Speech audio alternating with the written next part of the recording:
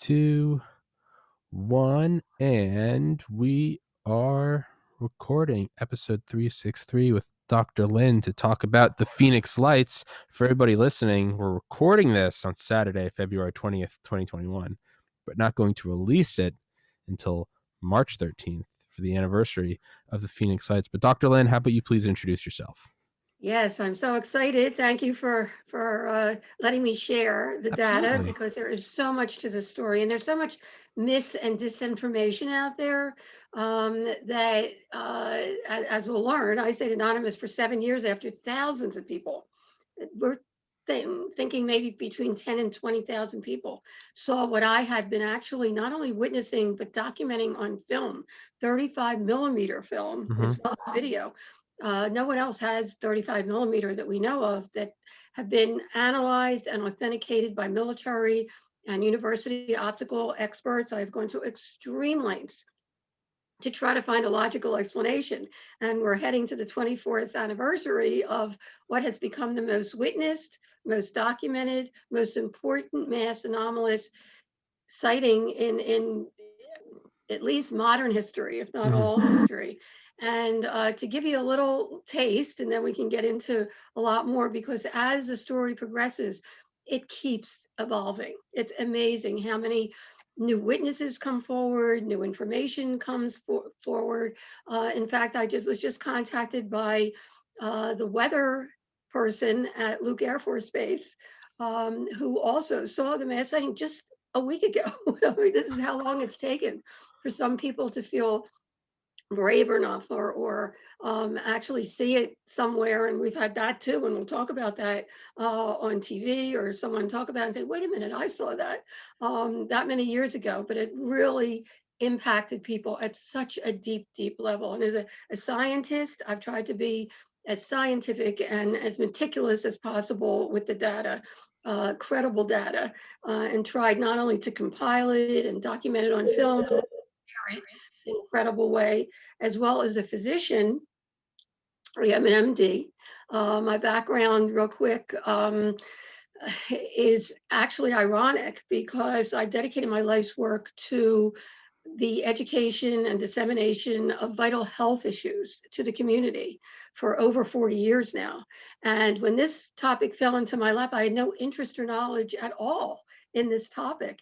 And, after realizing that not only did I have really poignant photographs of these phenomena that to this day cannot be explained or denied, but that thousands of people saw what I've been seeing. And then I find out it's happening worldwide and has been for centuries, which we'll get into a little bit. Um, as a physician and as an experiencer, I knew that there were many other people out there that have had experiences that are real to them. And even though most anomalies can be explained, only a small percentage cannot. But just because we don't have the technology yet to definitively define what these things are, it doesn't mean they're not real. Yes. And you'll hear me say that over and over again because there's so much to this story that is so amazing and fascinating as it unfolds. And I'm going to get into that more today. But as a physician, I also wanted people to know that they're not alone. Even though most anomalies can be explained, people that have a paranormal experience, it's real to them. Mm-hmm. And if they don't share it, it festers and Yes. it's not healthy. So even sharing with one person, and I always invite people to either go to the website, Phoenix Lights Network website, and contact me there, or on Facebook, message me. Just sharing with one person is cathartic. It's Mm-hmm. healing, and Mm-hmm. certainly as an experiencer, I know what that's like because I kept it inside for many years. I mean, I did not want to come forward, but as an educator, once I pushed my whole medical career aside for 7 years, searching for a logical explanation for what I had witnessed in photographs, and then finding incredible data that I want to share with you today.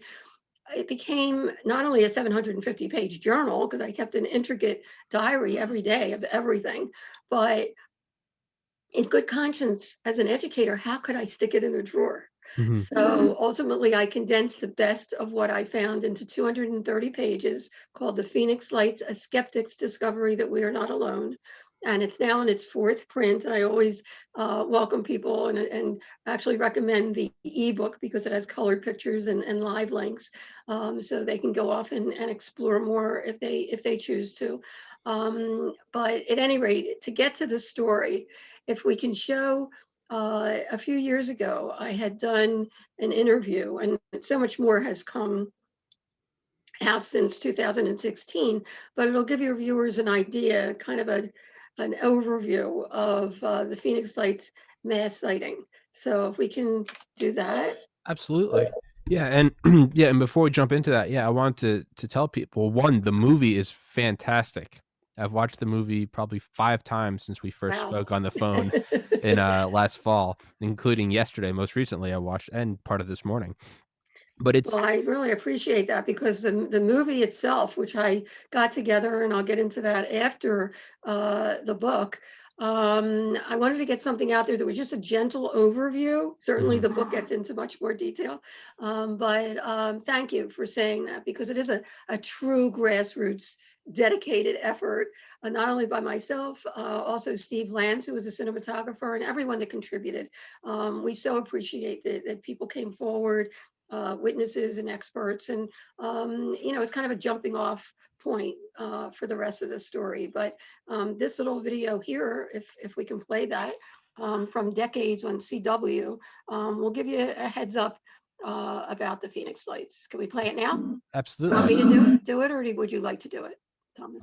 Let's see. 'Cause I can start it from here if that On works. the first page of the OneDrive. Here we go. Okay. It's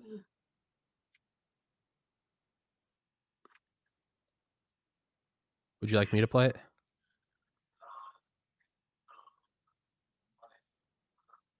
Dr. Lynn? I don't think she can hear me. What's that? Would you like me to play it? Oh, you can't hear it? I was playing it at my Oh, end. oh Forget no, it. You no, go no. Okay, you go ahead and play it. That would be better. okay. Would you like me to play all 5 minutes? Yes, please. Okay, all right. So for everybody watching, we're going to switch to a video Dr. Lynn has sent me about the Phoenix Lights, starting right now.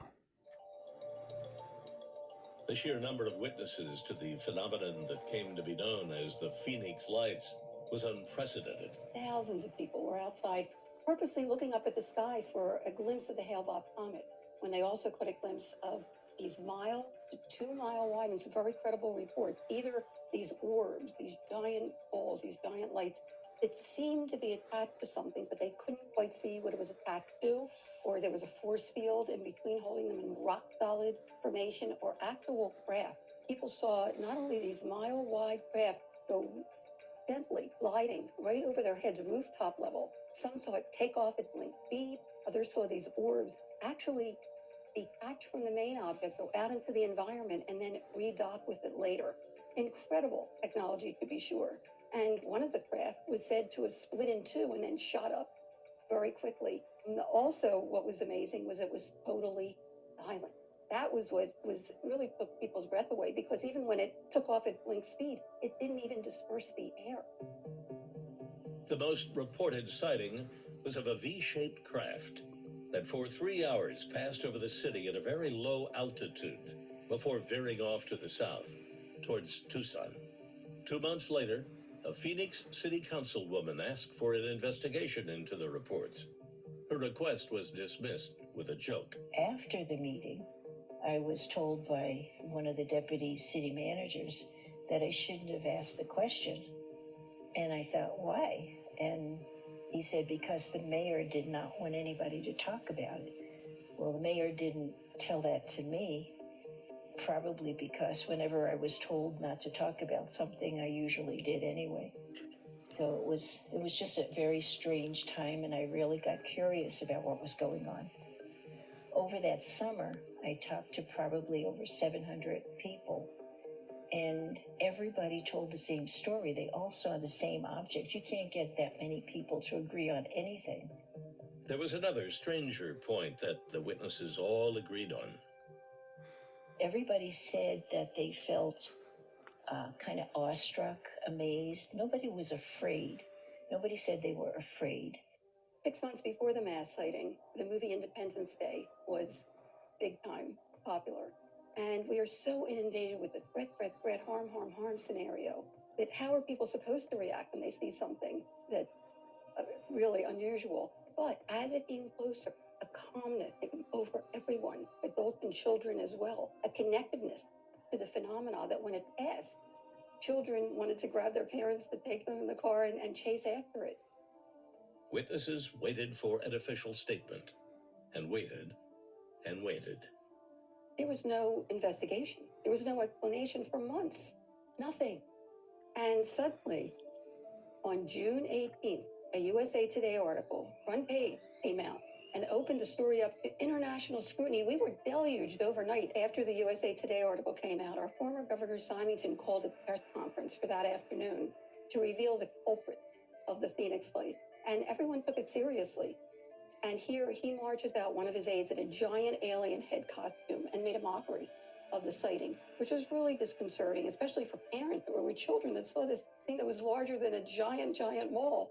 And yet he's making a joke out of it. And interestingly, right after the 10th anniversary of the mass sighting, don't know why, but he came forward to bravely disclose that he actually saw one of the mile-wide craft.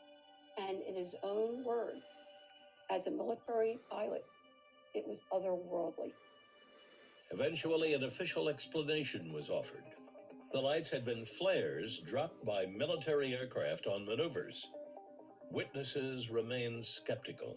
Right before the 3rd anniversary, on March 7th, we get an announcement that 3 Air National Guards were coming into town to show everyone the Phoenix Light, to reenact the Phoenix Light. And they started on March 8th, and it was a joke. Not only did they try to make a giant triangle which fell apart immediately, but it had the characteristics of flares. They had used smoke trails, they couldn't keep a formation. It really put the nail in the coffin for anyone that has seen the true unknown. Dr. Lynn Katai has continued to photograph and study anomalies in the Arizona sky and connect with other witnesses internationally.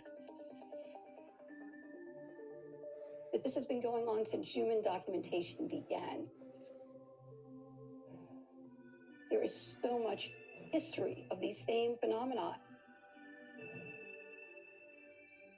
Just because we don't have the technology to definitively define what these things are, doesn't mean they're not real. We may just be looking on the AM dial for an FM frequency.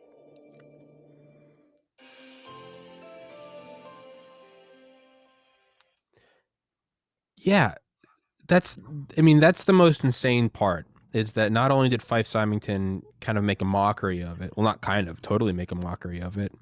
On top of that, he later came out, acknowledged it, and not only was the governor, he was a former Air Force pilot. And he came out and said it's otherworldly. And I believe in your movie, he said, unless the Department of Defense tells us otherwise, I believe it's an alien craft. His words. Otherworldly, right? I mean, that was a huge step forward. We'll get to that. If nothing else, and the technology itself was mind-boggling, which we'll talk about too. But as the story unfolded, the story itself of the Phoenix Lights, and you got a little smattering, and more has come forward since I did that in 2016 that we'll talk about. But I want to go back, if I can, to show everyone if who's out there can get on the Phoenix Lights Network website, www.thephoenixlights.net, and look on the photo page. It'll give you more of an idea of what was happening and my involvement of it, if we can do that. Okay. Oh, So okay. the first picture on there actually is the topography of our view. Now, we live pretty high on a mountain in Paradise Valley, it's called. And Phoenix is actually a valley that's surrounded by mountains all the way around. And we're kind of nestled in a mountain that overlooks the valley. And as you can see, we can actually have a panoramic view of the city skyline. Mm-hmm. As well as the mountains out there. One is South Mountain on the left, that is just behind the airport, Sky Harbor International Airport. And the other, a few miles back, are the Estrella mountain ranges. Now there's a little story, and I don't believe in coincidence anymore, and I'm going to get to those stories in a second. But I just want to hone in on this picture for a second, because if you look on the left bottom there, you'll see a car on the road. Uh-huh. That's, you can see the lights of the car reflect onto the road, very unlike the true unknowns. Very significant that the true unknowns do not reflect out of the uh, sides. I mean, they're just self-contained. And to the right of that car, you can see skylights on a house. Now, what's significant about that is that if you look straight up, you'll see where South Mountain and the Estrellas intersect. Well, um, keep that thought for a second, because just as a little aside, which to me is a very important side of the Phoenix Lights phenomena, 6 months before the mass sighting, I was invited to present my substance abuse prevention education program. And my programs on AIDS and teen pregnancy and substance abuse prevention have been distributed by Discovery Education for many, many years, and award winning and all that stuff. And they have one schoolhouse there. And the principal had some problems, so they don't talk to outsiders, but I got friendly with him and helped him. And after the mass sighting, which you're going to be seeing, and if you're on the photo page, you certainly can take a look at my unique collection, and you'll see over and over again these phenomena keep popping up right where South Mountain and the Estrellas intersect. Again, straight up from where those skylights are. Okay. So I called him up after the mass sighting. I'm getting ahead of myself, but since we have this picture up, I wanted to share this with you and your audience. And I said to the principal, the pictures keep showing that these phenomena seem to pop up right in that area, because their very sacred ground is in the basin in between South Mountain and the Estrellas. I said, did anybody see strange lights on March 13th? And he started to giggle. And I said, is that funny? And he said, are you kidding? I've been looking up at them. We've been looking up at them for centuries. They were looking up at them on March 13th, but they were looking up at them for centuries. They call them sky people, light beings. I had no idea. That was the first I had heard of it. And not only is it part of their culture and part of indigenous cultures worldwide, that there are other intelligences out there, even the Hopi, Hopi, and the Gila is Gila. But the Hopi actually have protocols to invite these intelligences in. And he kept telling me that some of the native cultures believe that these orbs, which I'm going to get to in a few minutes, actually are spirit world or ancestors. They believe that are coming to give them knowledge and comfort and inspiration. And all I can say is I've certainly been inspired to do this. I would never have chosen this topic, but be that as it may, he also said that the Estrellas got its name because the Spaniards of the day either saw these phenomena, these same phenomena, or had heard about the lore.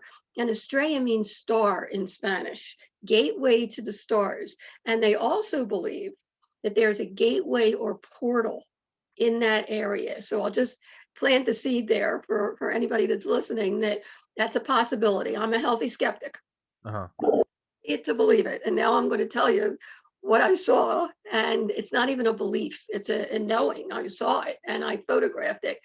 Okay. In 1995, again, without any knowledge or interest in this topic at all, another little coincidence. It happened to be the eve of my birthday. My birthday's February 7th. I just celebrated it. And February 6th, I was in another room adjacent to our bedroom. Now, we're pretty high on a mountain, again, nestled in the mountain range, gated community.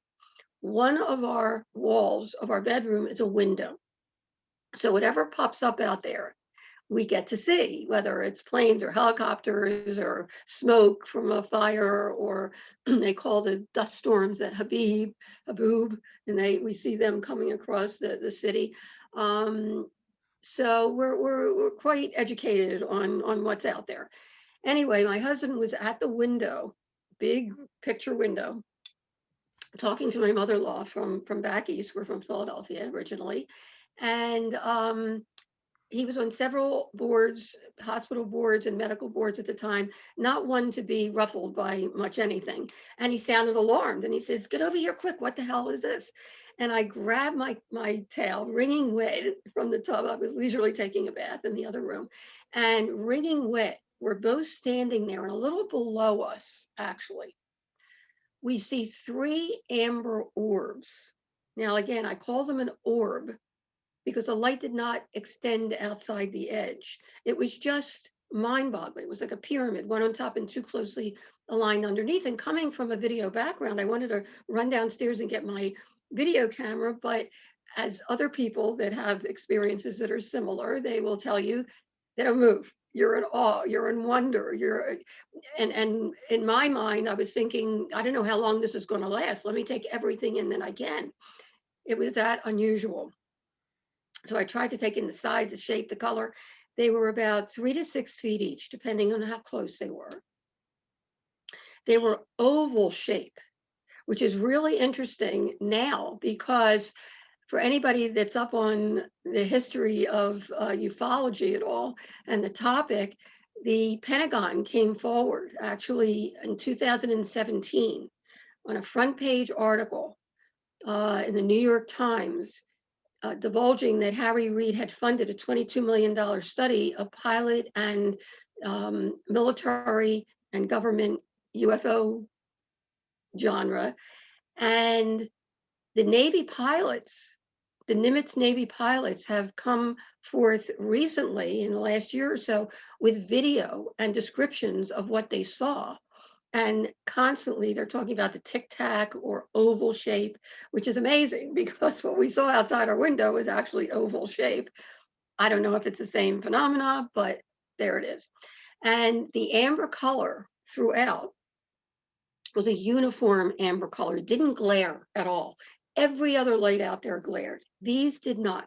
They were very soothing, very mesmerizing, and they were just yards from our home. It was just mind boggling. And I thought over a very treacherous desert landscape, again, gated.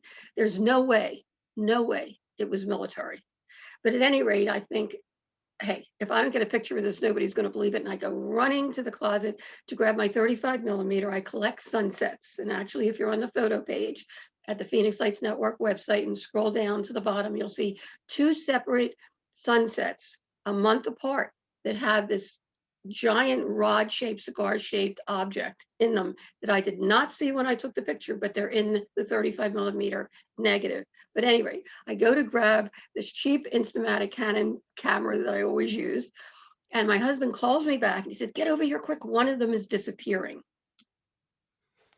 As we stood there in utter awe, the top orb, without budging from the other two underneath, started to shrink very, very slowly.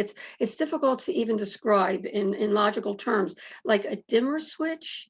In fact, we have two young boys at the time. Now they're young men, but the only movies we saw were Close Encounters and E.T. and the original Star Trek series. And if you remember, if anybody used to watch that, the Romulan cloaking device used to waver before it cloaked. These did not. This did not. It didn't budge from the other two, but it felt like it was cloaking. That's the only thing I can describe. It was mechanical, as if there was an intelligence behind it. At any rate, I jump out on the balcony. There's a sliding glass door that's perpendicular to the big window, and I shoot a quick picture of the two bottom orbs, and that's this picture. If we can show the picture of the two bottom orbs there. And immediately noticed an eerie silence, as if time had stopped. It was just bizarre. And going through my mind as I was intently watching these two lower orbs, and I didn't share this with a soul until after the mass sighting 2 years later. It sounds so absurd, but it felt like something was watching me. And going through my mind at that moment, I was thinking, who are you? What are you? Do you know that I'm here? I'd love to meet you. The next thing I remember, the left bottom orb started to shrink, and something told me to take a quick picture of that. Now, do you have that picture up there? Yes. Okay, great. Go back to the first one.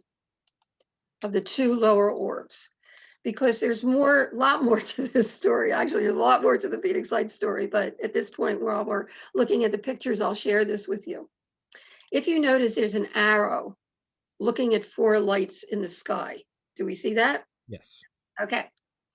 Well, actually, it wasn't until a year after the mass sighting that I contacted Navy optical physicist Dr. Bruce Maccabee, very respected in the field, in Washington, D.C. And we had another sighting in 98, and you saw the documentary, so you saw that sighting was incredible, with straight lines and mirror images and a giant um, pyramid of three lights, again in the same location. But at any rate, we had 4 different people actually document that sighting in 98, a year after the mass sighting, from northwest, east, and south. And I shot him off the video of that, asking him to please take a look and see if he could triangulate it. And as an afterthought, I sent this first picture and the last picture to him to tell me what the heck it was, right? Well, he gets back to me a couple weeks later and he says, "You told me that close sighting in 95 was only a couple minutes." I said, "Right." He said, "Did you ask your husband about it? Can you confirm it with him?" I said, "Actually, he didn't want to talk about it." It was very bizarre to me, because to me it was wondrous and amazing, and I got pictures of it. He didn't want to talk about it at all. He would get a little agitated when I brought it up, so I stopped talking about it. Everybody comes from a different background, different belief system, different upbringing, different worldview. Some people cannot deal with this topic. Some people don't want to, and that's okay. Some people want to feed into a logical explanation. If it gives them comfort, that's okay. Everyone in their own time. But now, of course, there's enough data that people can take a look at it and educate themselves and grow if they choose to. Okay. But he didn't want to talk about it. And I told that to Dr. Maccabee, and he said, "Well, you've got to confirm that the timing on this." And mind you, it was 3 years later. But I went back to my husband. I said, "Look, we're not going to talk about it. I just wanted to see if you remember the timing on it." He said, "I don't know, 2, 3, 4 minutes tops." I went back to Dr. Maccabee to tell him that. He said, "That's impossible." I said, "What do you mean?" He says, first of all, and he was one of the first people to notice this, that the same exact phenomena, and we're going to get to this in a minute, that I would also document 2 months before the mass sighting on 35 millimeter, and the signature footage during the mass sighting in the same exact location is there. And if you see on the bottom of that first picture, those skylights, they're appearing right where South Mountain and the Estrellas intersect, and they're disappearing as the close orbs are disappearing. So if you go to that last picture, you'll see now there's 2 orbs, right? You got that? Yes. Well, he said that's significant, but now let's go back to the first picture. He said the most significant thing, and I can't believe he even noticed this. I certainly didn't. He said is that the lights in the skyline, groups of lights, not just individual lights, that were on in the first picture were off in the last picture. He says that doesn't happen in a couple of minutes. He says, "I'd like you to do an experiment. Go out on the balcony," and of course this is 3 years later, but he said, "Try to stand where you were standing in 95 and take pictures some every hour, then one night every half hour. I actually did another night every 15 minutes, and see when these groups of lights go out."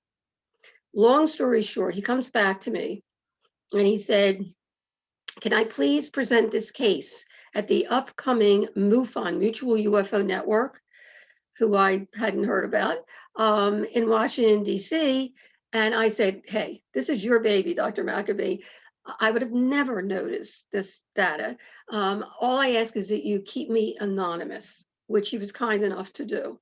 And he presented the case, and his 21-page report is on the Phoenix Lights Network website if anyone cares to look at it, as the first, if not only, that we know of, authenticated photographic evidence of missing time. Now, I'm just going to, again, plant another little seed there, because I can't even go there. I didn't even share that with a soul. until the second edition of the book. I figured, hey, it's data, maybe it's important, maybe it can open up the door to the possibility that time as we know it is primitive. Past, present, and the future is our concept of time. And, hopefully will open up a door at some point. It really hasn't gotten out there enough yet, but I wanted to share it with your audience because it is pertinent data at this point. Okay, so here we are back in 95. After this sighting, and I didn't even know who to show these pictures to. Actually, the only one that turned out at the time was the second picture, which was pretty amazing because I happened to catch, and they moved. You can see that they actually moved, but I actually caught one orb half disappeared and one still there. But I didn't know anybody involved with the topic at all, and pretty much kept it to myself, but wondered what this advanced technology was doing right outside our bedroom window, right? Well, 2 years pass.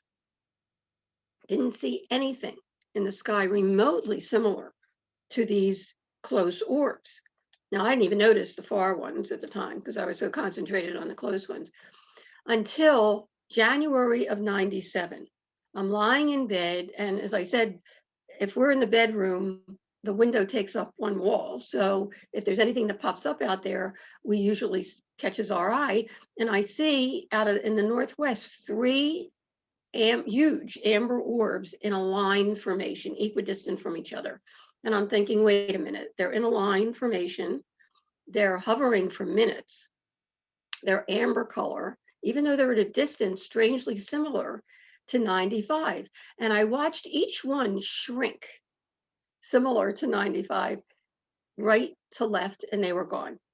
Mentioned it to my husband. He didn't want to hear about it. In fact, he made a joke. Do I still have to go to work tomorrow? And it was like, whoa, will I ever find out what these phenomena are, right? Well, the next night, he was at a medical board meeting, and I'm in the bedroom, and suddenly I noticed the same three giant orbs in an equidistant line are now in front of South Mountain. And I know that they were in front of South Mountain because there's red blinking lights on top of the mountain to alert planes that are coming into Sky Harbor that there's a mountain there so they don't crash into it.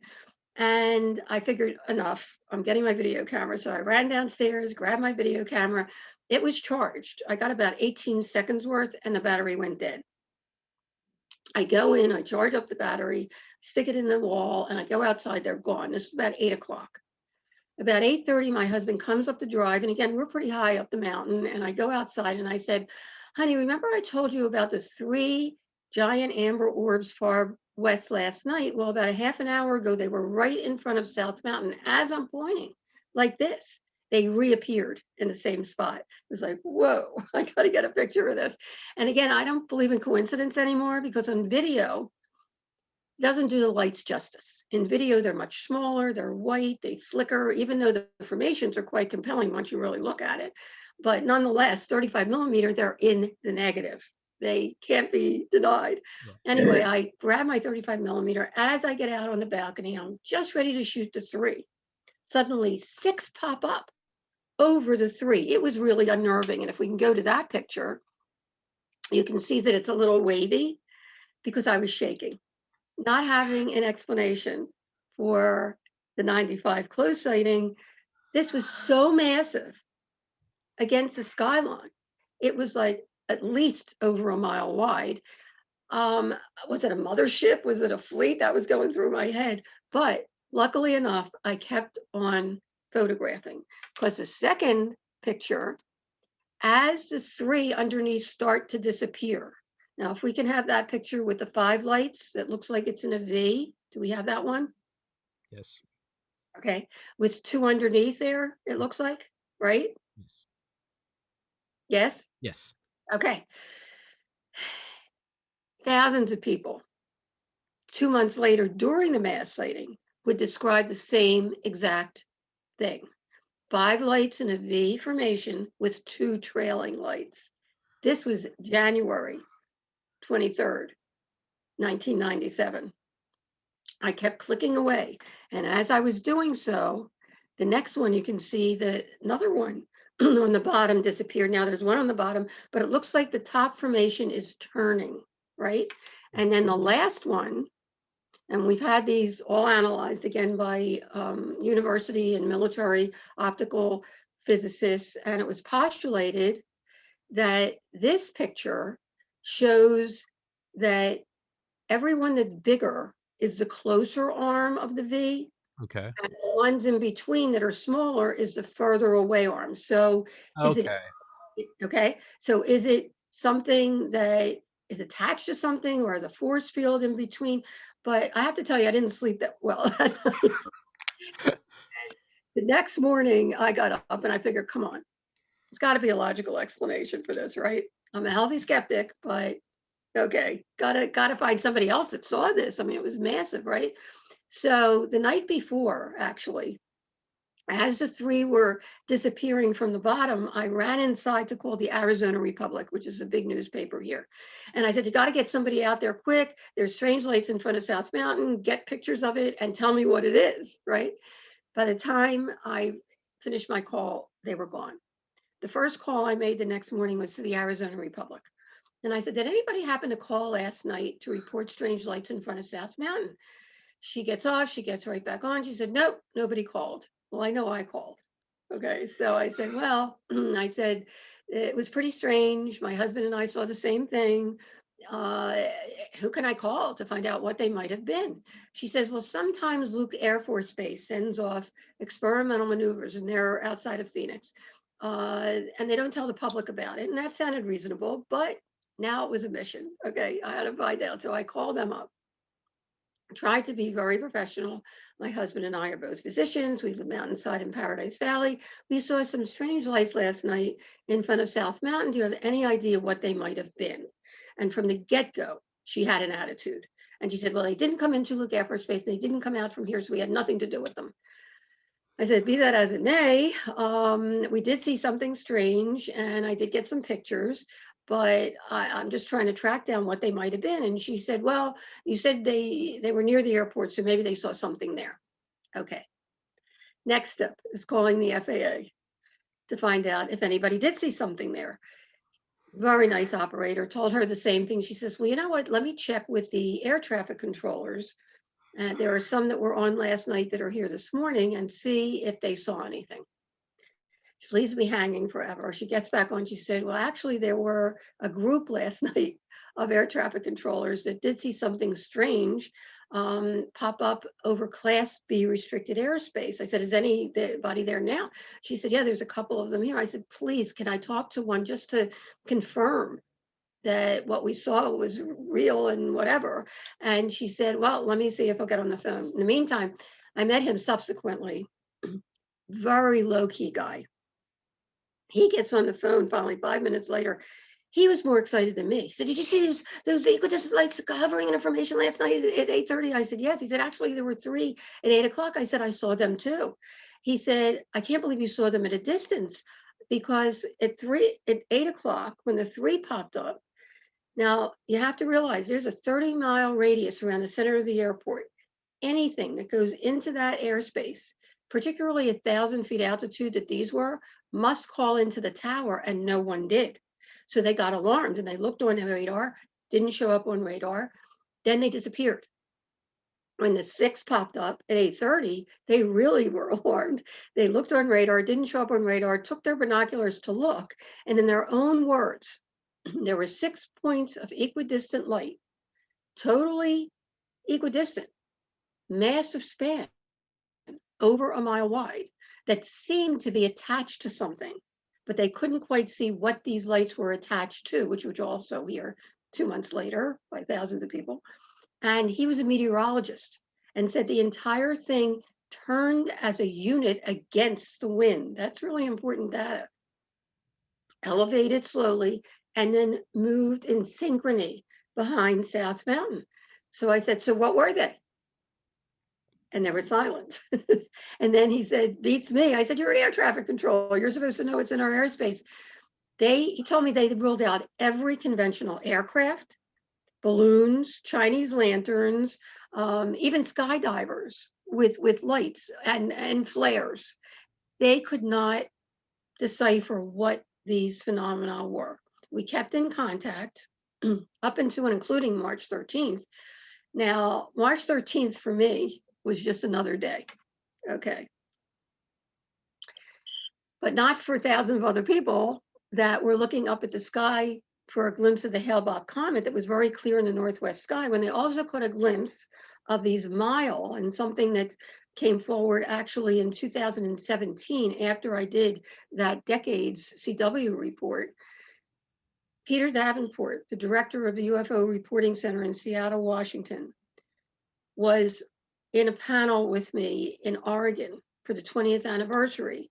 And he shared officially that one of the objects, and he received thousands, hundreds and hundreds of reports, that one of the objects was 8 miles wide, which is mind-boggling. I didn't believe him at first, but he assured me that, and he has talked about it since then. Not only that, and again, there's so much mis and disinformation. Most people will hear from the media that there were 2 events, that it was only a couple hours. Well, I'm here today to tell you there were many events, starting at 3 p.m. in the afternoon, daylight sightings, 5 o'clock hour in New Mexico, Native Americans reported the same thing, 7 to 11 o'clock hours in California, they were witnessed, and between 10 and 11 o'clock. Really cool story. And it took years for this pilot to get in touch with me. She was afraid to contact me, and she has not come forward publicly, but she did lay out the whole story. She left with 140 passengers en route to California from Phoenix. And as they got close to Las Vegas, they noticed something, a massive craft covering Las Vegas. She called the radar tower and asked if they were pinging anything. Almost simultaneously, another commercial pilot called to say, "What the heck is this covering Las Vegas?" And a very authoritative voice came on the speaker asking details about what they were seeing, which kind of freaked them out. And they said, you know what, we were mistaken, and we don't see it anymore. And they left en route to California. They were 30,000 feet. Suddenly, and this was closer to the 11 o'clock hour, suddenly they see a flare like a half a mile away. This is 30,000 feet. And they're wondering what the heck is going on.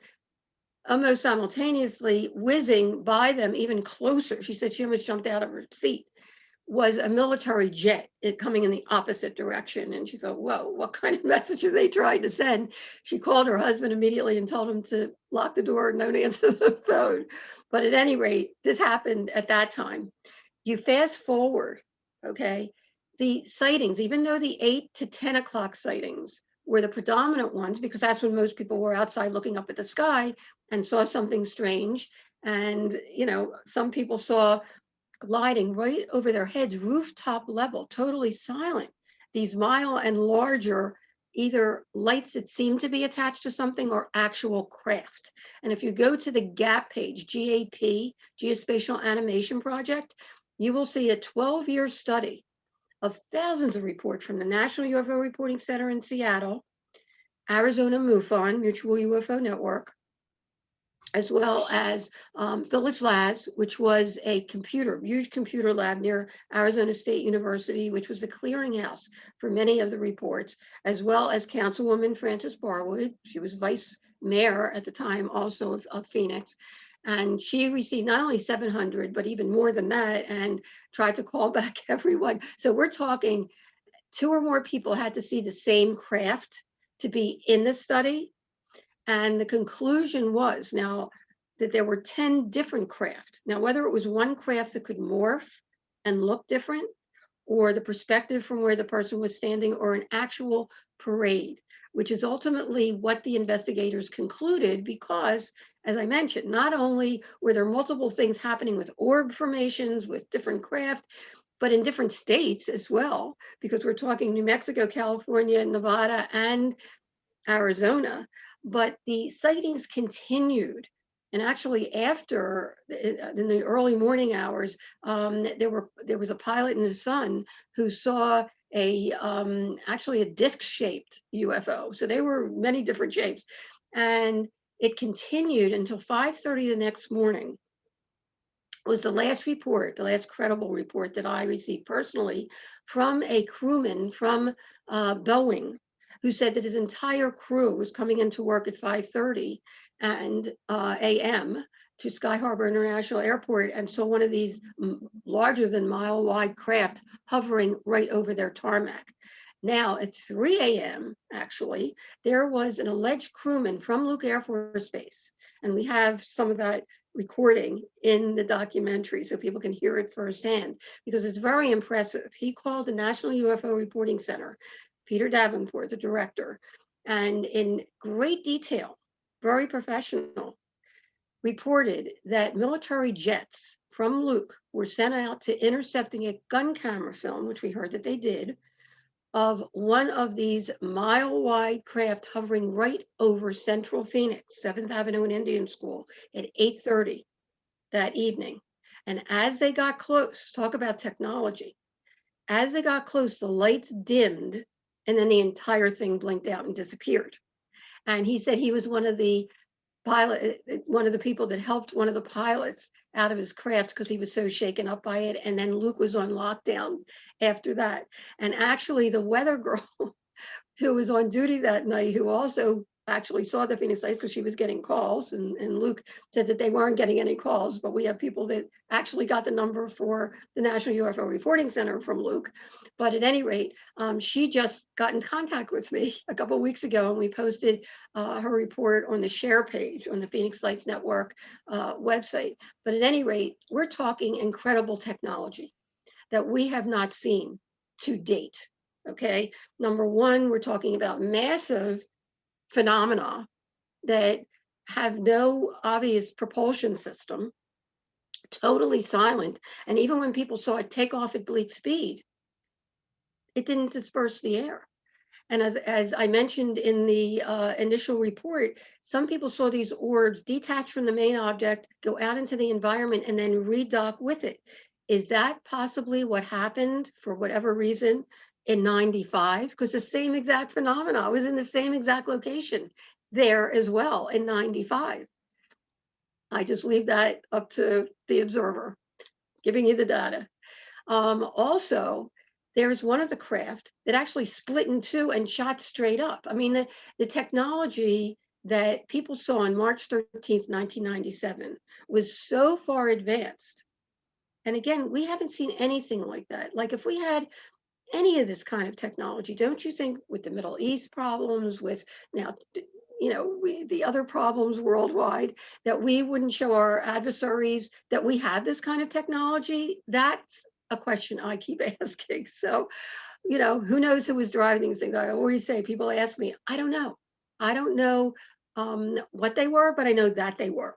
And it's time to get this topic out in the open. We address it, we accept it, and we study it so we can move forward and not only find out who's driving these things, but move forward in our own evolution. Now, just recently, and I'm going to hopefully share this with you now, because after the mass sighting, I didn't know what to do. Okay, I didn't know what to do with what I had.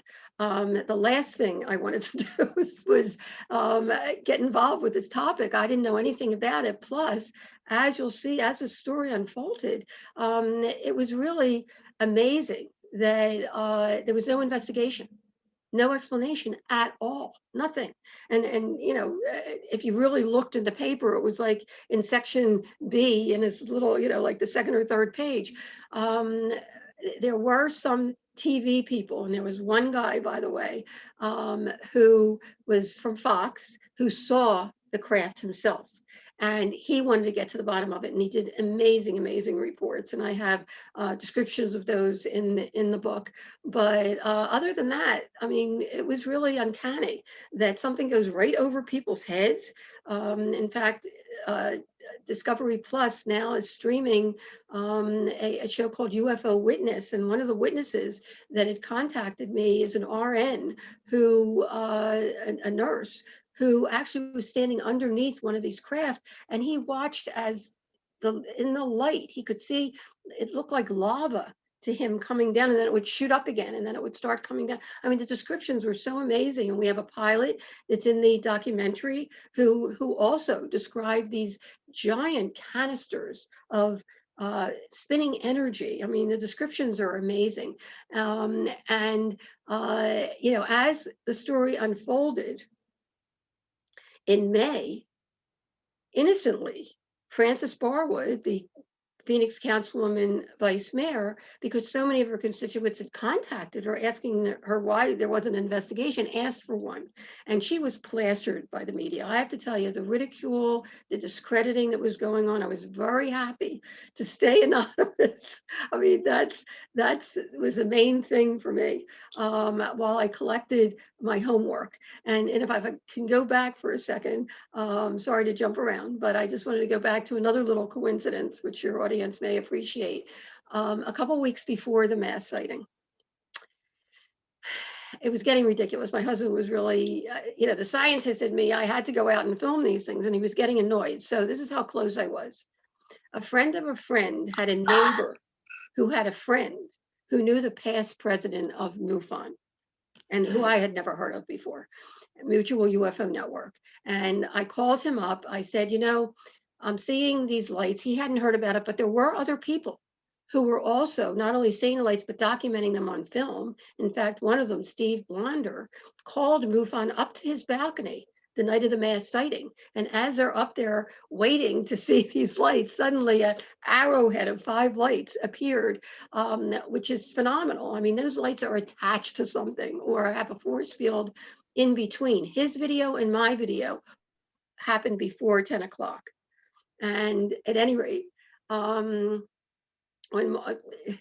I, I'm telling him this, that I'm seeing these lights, and he hooks me up. And I said, by the way, I have a picture from 95, which was the only one that turned out at the time, the second picture, that I would love someone of credence to take a look at. And he refers me to a field investigator for the following Wednesday, who calls me on Tuesday to say that the then state director, Tom Taylor, wanted to meet with us, but his mom had passed on Saturday. The funeral was Wednesday morning. Could I postpone? And it was like, whoa, I am so busy for another 2, 3 weeks, but I have a window of opportunity on Friday morning at 10. He says, fine. I knock on his door. He opens the door. The first thing he says to me is, did you see the mass sighting last night? And I said, well, I saw something similar to what I described 2 months ago. In fact, I called the air traffic controllers this morning to confirm that it was the same thing, and it seemed in the same location. And they confirmed that it was over Class B restricted airspace, and that it was the same exact phenomena. And I said, actually, I took video of it last night. When I first saw it, there were 6 lights that popped up. And then it must have turned or something in there. By the time I got out there and focused my camera, there were the endpoints, 3 endpoints of a V or triangle. And I got that on video. He said, great, because NBC was coming to interview him in a half an hour. Well, like I said, my life's work has been community education, and I also worked with NBC in Philadelphia and in 76, and then a syndication grew from that was showing here in 1980 in CBS.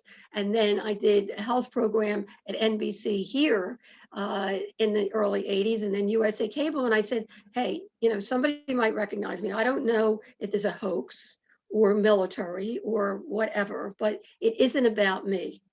It's about the data, and it's never been about me. It's about the data. And I said, you know, it would be great if people could see what we saw last night, take a copy and share it with whoever. In the meantime, I left. And at 4 o'clock that day, the next day after the mass sighting, I was sitting in front of my TV, waiting to see if anybody was even going to cover it, and with the VCR there. And suddenly the news starts coming on, and every news station, you know, now they have like breaking news, was my video. It was really exciting, I have to tell you, to know that people were seeing what we were seeing. By the 9 o'clock news, a couple other videos came forward, the arrowhead and also the boomerang video, which I will get to, because that one happened after 10 o'clock and has been under fire ever since in 97 as being flares, which we will get to.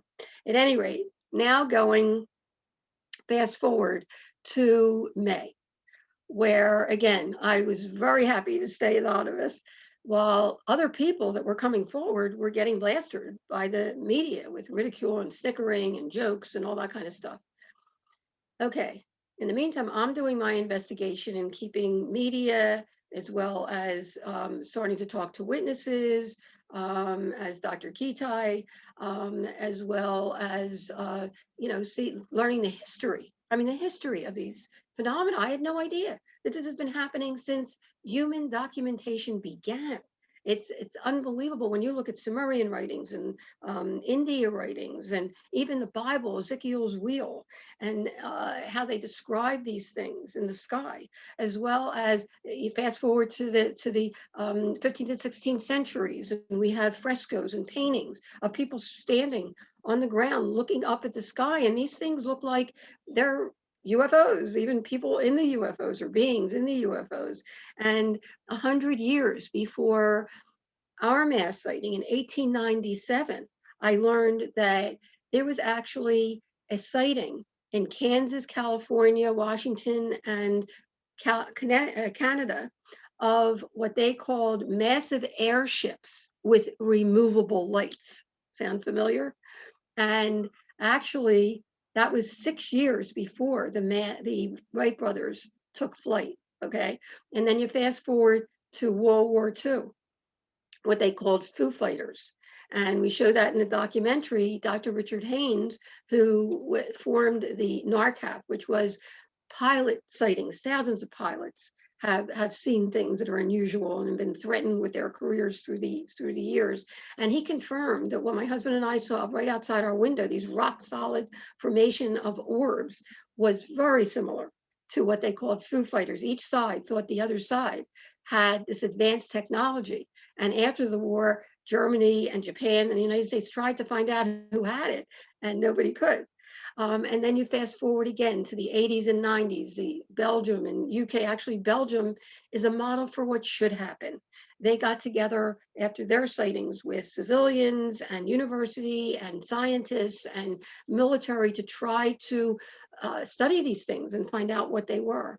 And we have Hudson Valley, New York sightings that are similar, as well as Stephenville sightings. I mean, these are happening worldwide still today. People are seeing similar phenomena. So, it blew me away when I started finding out that this is happening worldwide for centuries. And certainly native cultures believe that these things have been here since human documentation began. In fact, there's what they call petroglyphs, etched out drawings in the mountains right here. One of them, a fella, Jeff, found the orbs in a triangle formation, just like what my husband and I saw outside our window in 95. At any rate, fast forward again to June 18th, 1997. Again, there was no investigation, no explanation. Suddenly, there's a front page USA Today article opening up our mass sighting, our extraordinary mass sighting, for the very first time to people outside of Arizona. We did not have social media then. And yet, overnight, it went viral.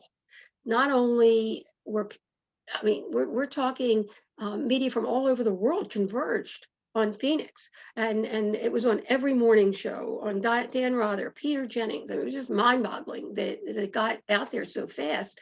And once the reporters talked to the witnesses, their stories were so detailed and so heartfelt that they too were asking, why isn't there an investigation? Why isn't there an explanation? And that very day, late morning, we get an announcement. This is June 19th, 97, that former Governor Symington was calling an unscheduled press conference for that afternoon.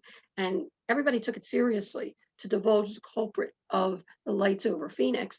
And he comes marching out, one of his aides in a giant alien head costume, which was really disconcerting. I mean, I have to tell you that the people that saw the true unknowns were really, taken back by the mockery, and it was really a sad moment, I have to tell you. And he said that people were panicked. Well, I'm here to tell you there wasn't one, and there still isn't. Almost 25 years later, not one report credible report of harm, threat, or abduction associated with the Phoenix Lights phenomena. If anything, it was quite the opposite. People were in awe and wonder. I have had more people tell me that they feel blessed to this day that they had the experience. People got telepathic messages. I mean, there is so much to the story, but nonetheless, certainly it touched people at a very deep level. So it was really. Not nobody was panicked except the military and the government at the time, and they had to come up with something. I mean, we were deluged by media from all over the world. Whoever came up with this next explanation was brilliant, I have to say. Because again, the videos are much smaller, they white, they flicker. And if you don't really study them, you don't notice how compelling the informations are. But nonetheless, I get a call because after that happened with Symington, I wanted to get down to the bottom of it. I mean, fine. If there is an explanation, a logical explanation, I'm open to it. I'm a healthy skeptic. Show me. I called every military base, and I have some of their conversations in the book. Very comical, actually, because I never told them what I had. I just mentioned that I had seen something and that I had taken some pictures.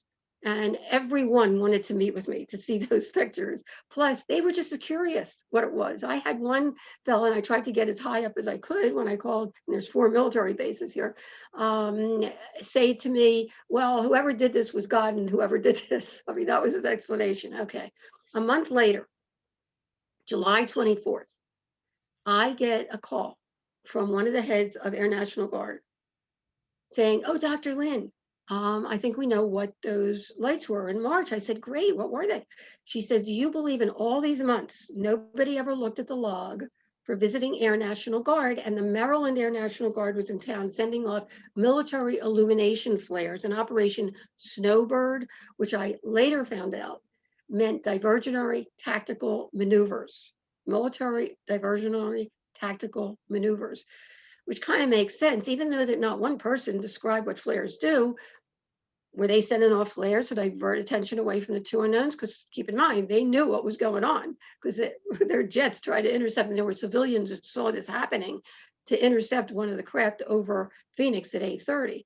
At any rate, I said to her, "Well, when was the Maryland Air National Guard in town?" She said, "March 1st to the 15th." I said, "Were they in town in January?" She says, "Oh, no." I said, "Are you sure?" She said, "Absolutely not."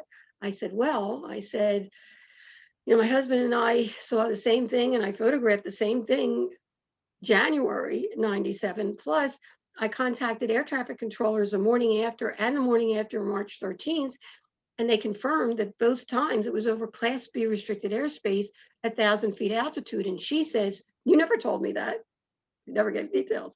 I said, "Besides, you're trying to tell me," and I educated myself to anything logical, including flares, that are dropped by a parachute that drift down haphazardly with the wind, have huge smoke trails that are illuminated by the flare itself and illuminate the area around it, which not one witness to the true unknowns described those characteristics to this day. I said, "And you're telling me that something flares that cannot keep an a formation traverse the entire state in a rock solid, equidistantly spaced mile wide V formation for hours?" And she says to me, "I have a call coming in. I'll get back to you." Well, I'm still waiting. Okay. Another thing that was really interesting is the morning after March 13th, when I talked to the air traffic controllers, they also shared with me, which I thought was really poignant, that a commercial pilot on departure from Sky Harbor International Airport called in to say, "What the hell are these lights over me?" And a private pilot called in to report the same thing that I was filming at the same time. And I didn't know who they were. But even in my first book, when I finally did come forward after pushing my entire professional life, medical career, accomplished medical career for 7 years, I do mention, because I thought it was important, that pilots were reporting that they were seeing these things over Class B restricted airspace on approach and departure. That pilot just came forward a couple years ago. And at this point, if we can show, I wanted your audience to know that there is a new show out there called UFO Witness. It just started streaming a couple weeks ago on Discovery Plus, and I got a little segment of it to share with you. I think you would enjoy that. Now, if we can show that. Is that on? Is that on the OneDrive? That's on The what you sent me? what I sent you. Okay, yeah. And this, for the record, Let me sh- I think I've set a record. This is the least I've ever spoken on a podcast. I've no, I'm and that, sorry. no, and that's the biggest compliment I can give, because I'd never shut up, but I've just been staring, and I forgot we were doing a podcast. I thought I was just talking to you. I was like, so no, that's, I'd say that is the best possible thing ever. That is a compliment, because I never shut up. I always have to Oh. interject myself. So I say that as pure praise, Dr. Well, I'm Lynn. trying to get a lot in at the, No, you know, while we can. And also, I guess you can tell I'm a little passionate about I am, this. I Thank am you for bearing with me here. no, this is, I am a kid. I truly am a kid in a candy store. I am, I love this. I am so happy. Sorry, I'm gonna start. I'm starstruck now. So it is, it's on. So I'm going through the images. Okay. So currently streaming on Discovery. Okay, I'll play this now. Okay. Great, thank you. Yep. Known as the Phoenix Lights. Become known as the Phoenix Lights. I've been seeing these phenomena since March 13th, 1997. Among ufologists, the Phoenix Lights have become one of the most iconic UFO videos ever filmed. 20,000 citizens reported seeing the strange object pictured in Dr. Katai's video. They described it as a mile-wide, triangle-shaped craft with 6 distinct lights. It crossed roughly 300 miles of airspace, with reports coming in from Phoenix to Tucson. And one of the witnesses turned out to be a famous actor. One of the private pilots happened to be Kurt Russell. I saw 6 lights over the airport in absolute uniform in a van, and I reported. They said, "We're not painting anything. We don't show anything." I said, "Well, okay. I'm going to declare it's unidentified. It's flying, and it's 6 objects." That was the most viewed UFO event. Over 20,000 people saw that. Thousands of people? What's going on? It could possibly be, I think, the greatest mass sighting in our country's history, and you had a front row seat. I did.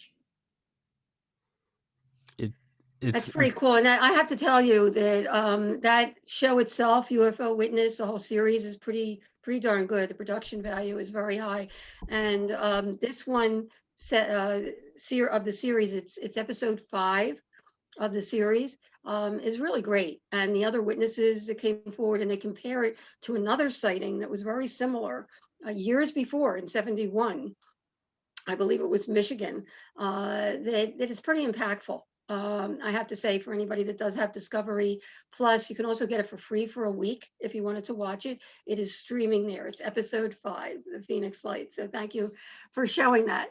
Anyway, to kind of finish this off, as the story unfolded, and certainly, again, took me 7 years to come forward. I finally came forward in 2004. Was very, after much soul searching. I did not want to come forward.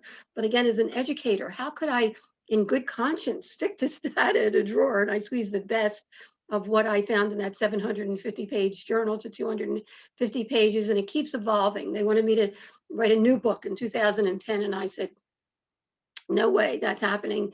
The first book is too important. Every word is there for a reason. And so I just kept adding chapters. And like I said, the ebook I recommend because it has color pictures and live links if you want to go explore further. But one of the other impactful things that happened before I get into another road that the Phoenix Lights took me to, that I do get into in the book, is right after the 10th anniversary of the mass sighting. Suddenly, for whatever reason, bravely, I have to say, he was no longer in office. Our former Arizona Governor Symington came forward to disclose that he actually he witnessed one of these massive craft. And in his estimation, I mean, they definitely weren't flares, obviously, but in his estimation as an awarded military pilot, it was otherworldly, which really set a new standard for the Phoenix Lights, because here we had an elected official coming forward and being honest that he had seen something so phenomenal that he felt compelled after all those years to share it. And then, of course, recently we had, and if we want to show his interview, that's kind of fun to watch too.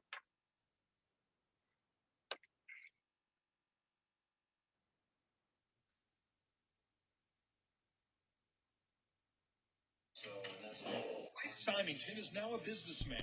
He was the Republican governor of Arizona for 6 years, elected when the first George Bush was president. Now, a decade after leaving the State House, he takes me to a Phoenix park and discloses something unlike anything uttered by any other high-level U.S. politician. If you had been here 10 years ago and standing out here and looking up there at the lights and the view, you would have been astounded. You would have been amazed. Governor Symington is referring to what is now known as the Phoenix Lights, an object videotaped by many and seen by thousands over several nights in the Arizona sky in 1997. Major sighting here. It was described by witnesses as larger than a football field and silent. It was a giant V, all right? And the right side of the V went over us.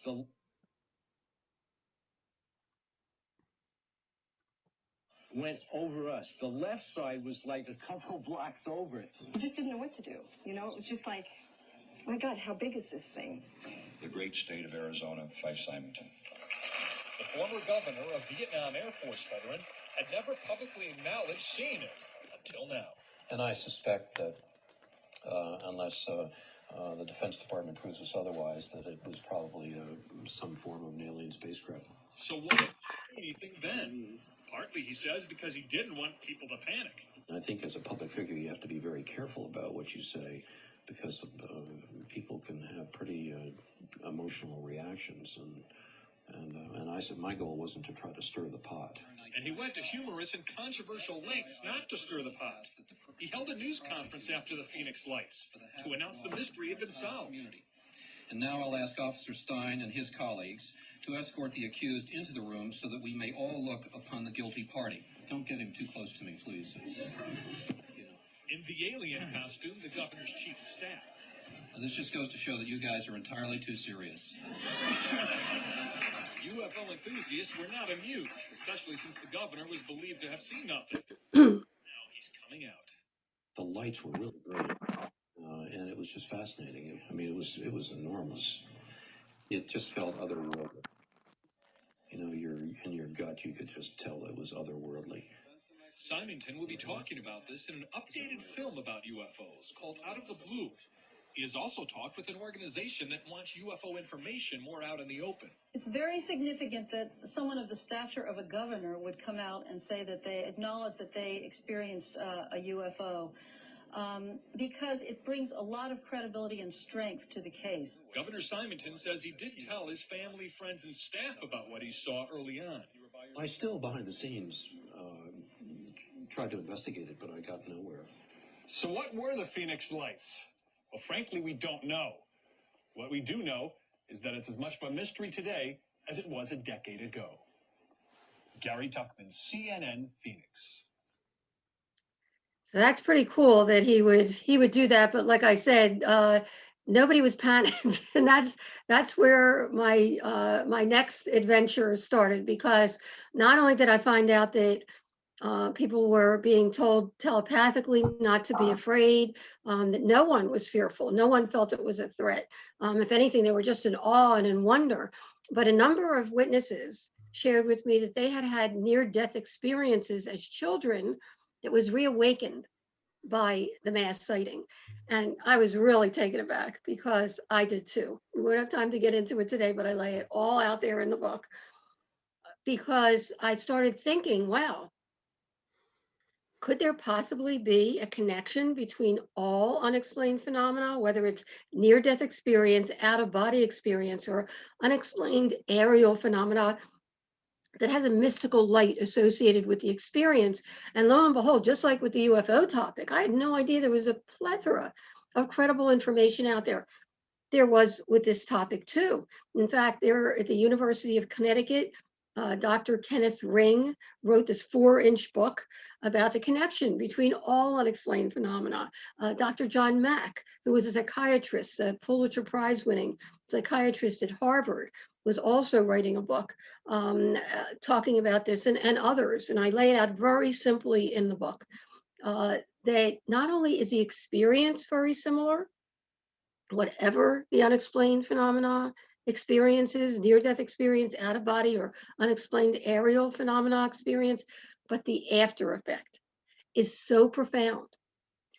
The awakening, the enlightenment that happens within an individual that has one of these up experiences, the positive transformation. I started calling all unexplained phenomena an up because it is an up. People were feeling a connectiveness to the universe and to the earth and to each other that they had never felt before.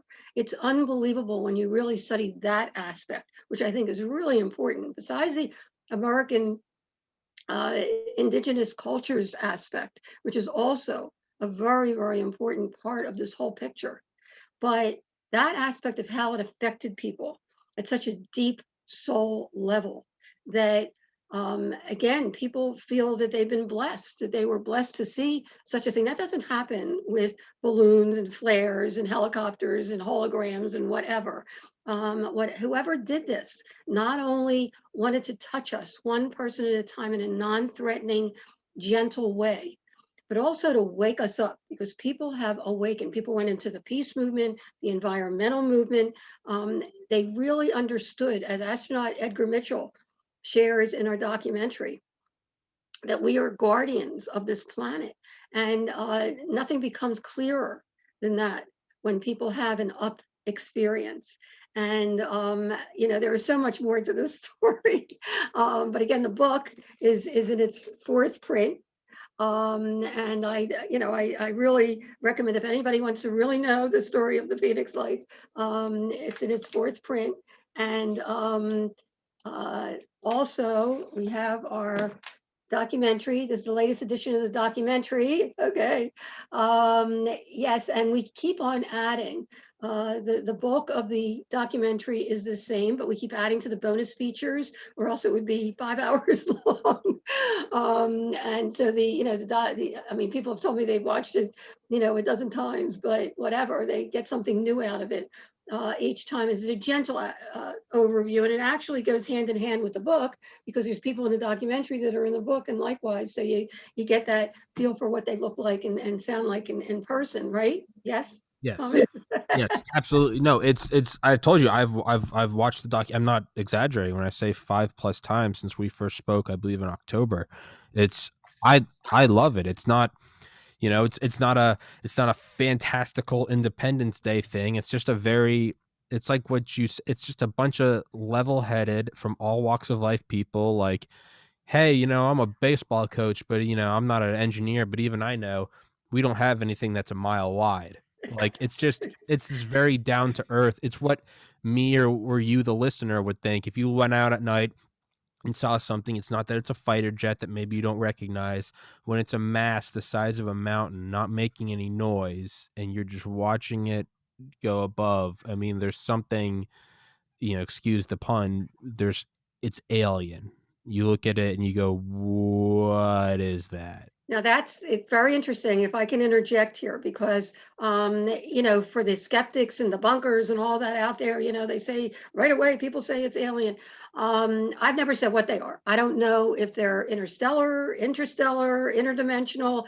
I can say they're interdimensional because I saw that up close and personal, okay, myself. But or if they're us. I mean, I've heard talk of a runaway society that we don't even know about. I mean, look at they call them USOs, submersibles, coming out of the ocean. I mean, there is so much. I mean, 70% of the earth are oceans.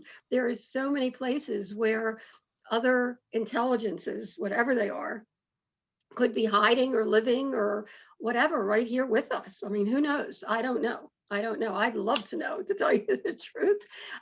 The other thing that I want to interject before we close is that And these are all on Amazon. And by the way, you can watch you can watch our documentary for free on Amazon Prime, which is kind of cool for those out there. Yeah, Yeah. and for anybody watching it, go leave a positive review, 5 stars. Leave a review. I did. It's legitimately one of the best ones out there. I haven't seen a better UFO documentary. It's fantastic, and that does help with visibility. Is adding a review. Just say whatever. Say I watched it. It was great. I like UFO. Just whatever. Just type something. It really does legitimately help, and I think it's important because, I mean, we're seeing in the last 2 years with Commander Fravor, the Tic Tac. We're seeing him go on Joe Rogan. We're seeing I'm wearing my sweatshirt, but I mean Bob Lazar going on Joe Rogan. The importance is though is there's a beachhead sort of reestablishing itself in the mass consciousness of, can we look at this, and I mean spiritually, can we look at it technologically, whatever it is, can we view it with some sort of maturity instead of, oh, you're a wacky alien, whatever, do you do drugs? It's like, why can't we just look at this objectively and say, hey, we know that we send spacecraft out.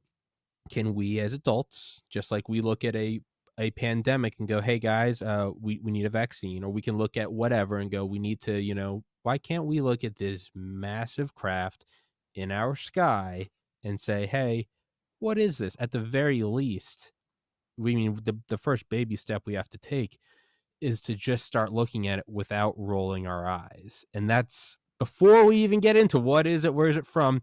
The very first step is, can we just look at it the same way you'd look at a new archaeological site or a new species of spider in the Amazon. And that, with this documentary, with Commander Fravor, with Bob Lazar, with the Pentagon in 2020 releasing those forward-looking infrared videos, Jeremy Corbell, at the very least, we have to just start looking at it. And to bring that back, so please go leave a positive review.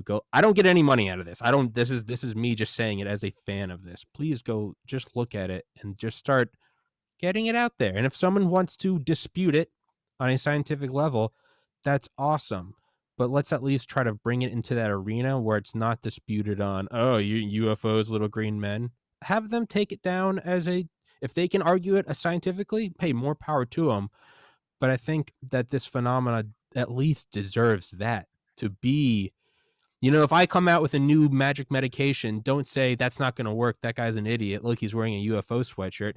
Break it apart in science. Have someone from a big pharma come and tell me why it won't work. But let's at least put it on the same playing field as other phenomena, be it weapons, physics, astrology or astronomy, biotechnology, whatever. I know I'm going on a rant now.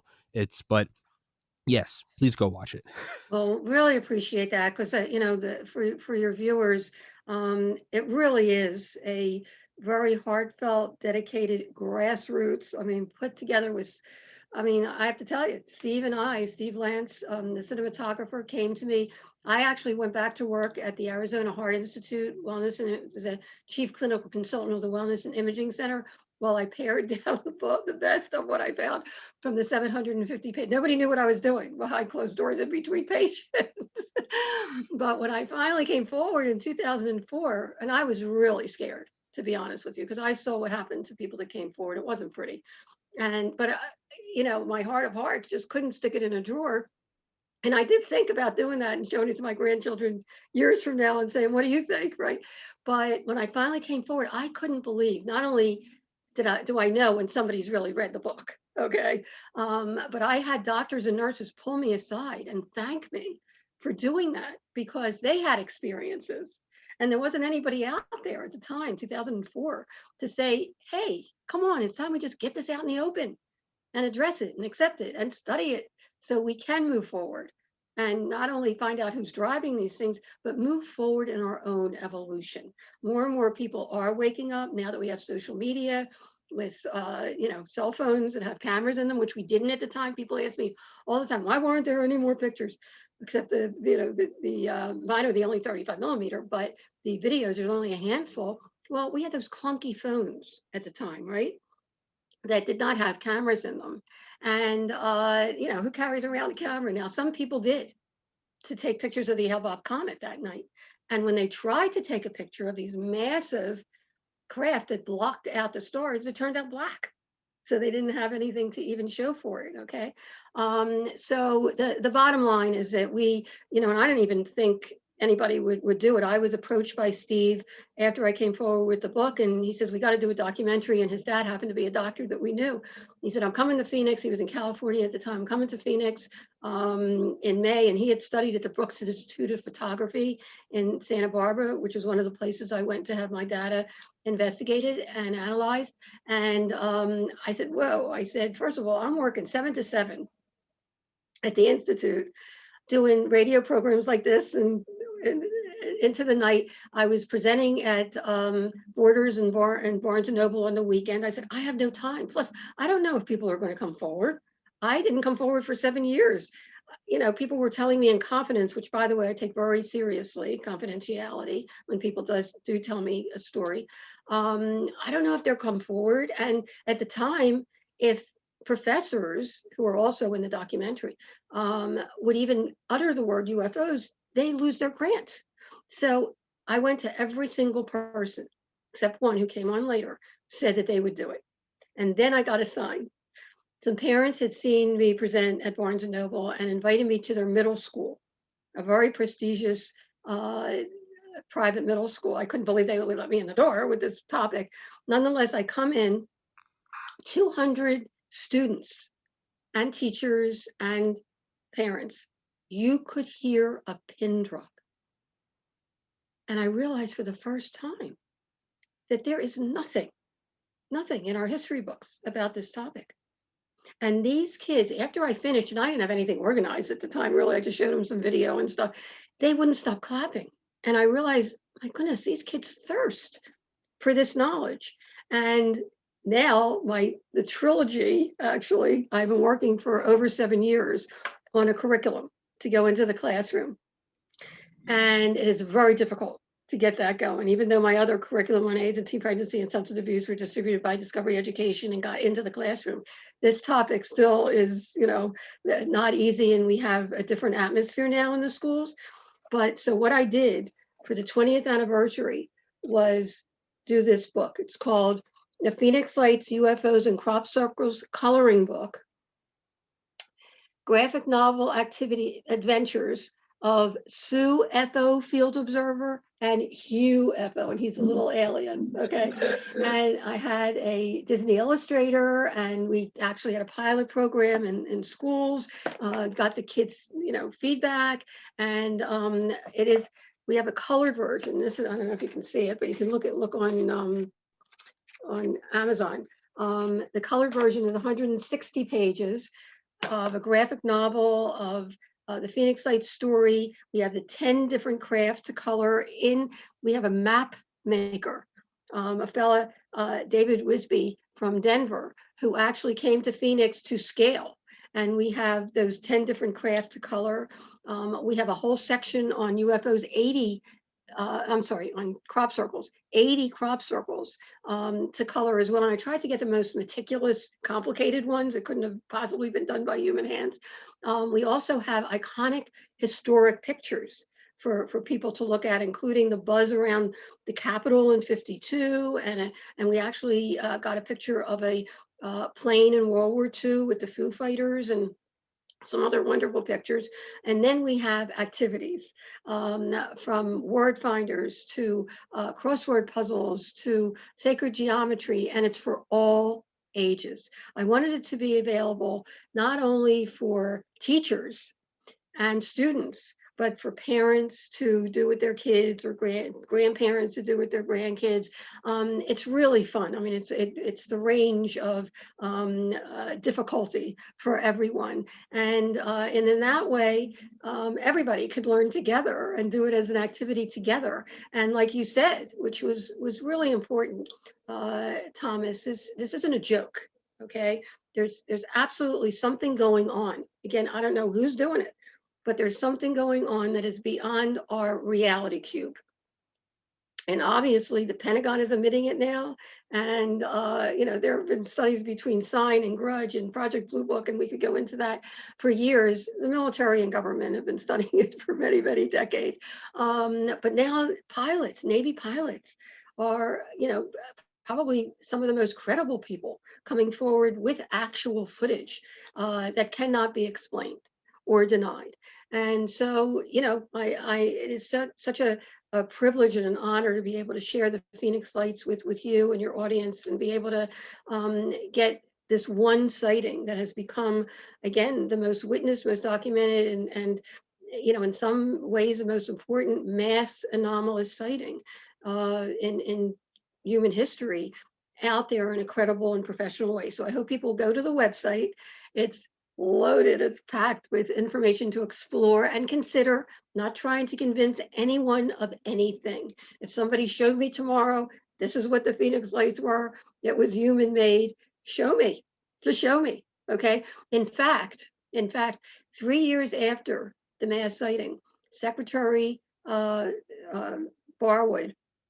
I'm sorry, Vice Mayor, Councilman Barwood was running for Secretary of State to get answers for the mass sighting and asking for a reenactment, which was great because it was, like I said, I'm open, show me. If you did it, shame on you for covering it up and not letting people think that, whatever, and going right over people's heads at rooftop level. We have one guy in the Discovery Plus channel, the RN, who said that it was 30 feet above him, okay, and then denying it for so long. But hey, if it's military, go for it. Well, if you go to the news page on the Phoenix Lights Network website, and there's a little triangle there that says AZ Family, you'll see that right before the 3rd anniversary, we get this public announcement that 3 Air National Guards were coming into town to show everyone the Phoenix Lights. Now, whether they thought they would confuse the issue or defuse the issue or whatever, it was a joke. Talk about a joke. They tried to make a triangle. It was upside down. It fell apart immediately, had huge smoke trails, just what flares do. And that really put, as I said in the Decades program, the nail in the coffin. They had their shot. Okay, 3 Air National Guards. They must have been practicing for weeks or whatever. Blew it. Okay, to this day, the Phoenix Lights phenomena, which is appearing worldwide. Okay, there are reports worldwide. Still is unexplained.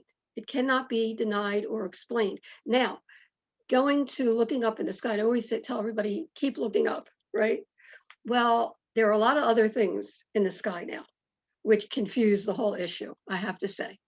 Besides drones, besides space junk, besides hoaxes, which are abundant now that we have the internet, and frauds and all that. And people professing, right now people are professing, we're seeing some lights here the past month, and I don't know what they are. I don't know if there's advanced technology from the military that they're putting out there now. I don't know. Okay, it hasn't been studied enough for me to say that they're the Phoenix Lights, although some people are saying that they are. But I, again, I'm a healthy skeptic and I'm very meticulous and scientific. I want to study it first and have experts in the field of optical physics or whatever tell me that they are true unknowns, as they did with my data, the 35 millimeter, and also the video, which was over Class B restricted airspace. It was over Phoenix, okay? But at any rate, we're also seeing satellites from SpaceX. And a lot of people are seeing that today, these days, where they'll see a stream of lights, which are very impressive, but they're satellites. Okay, I know we want them to be other than like some people, but they're so they're all in the mix now. So we have to really be, in this day and age, very discerning, very critical, very meticulous in our analysis to really know if what we're looking at is a true unknown. But that's the beauty of the Phoenix Lights, because it was before digital, it was before these frauds and these hoaxes were happening. And there's many other sightings and events and cases before the Phoenix Lights that are very similar, when we didn't even come close to the technology. that we saw with the Phoenix Light. So thank you again for letting me share the data, and I hope people will take a look at the website.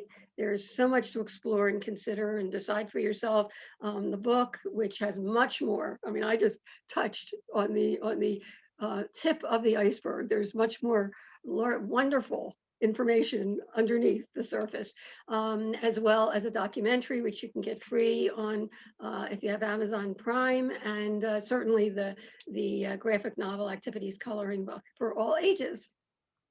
Dr. Lynn, thank you so much. This has been a dream come true. Anyone that watches this podcast knows how much I love the UFO phenomena. I'm wearing my UFO hoodie that I designed. I love this stuff. Phoenix Lights is my favorite one. It's my favorite thing to go into of all UFO sightings. And I've heard your name over the years concerning the Phoenix Lights. And I was like, man, I'm going to take a shot and see if I can get her on my podcast. So this truly is a dream come true. Thank you so much. I will link the books as well as the documentary in the description. And this is going to be the most difficult thing to hold on to until March 13th, but I'm going to exercise some self-restraint and not upload it until then. I got 18, right? 21 days until then. It's going to be difficult, but I'm going to try. So Well, really thank you. appreciate you sharing it whenever that happens. And, for you and your audience, keep looking up. Absolutely. Dr. Lynn, my podcast is open to you any day, a day from now, a year from now. You are always welcome on here. Thank you so much for coming on. Thank you so much for having me. All right, Dr. Lynn, God bless, and you have a wonderful day.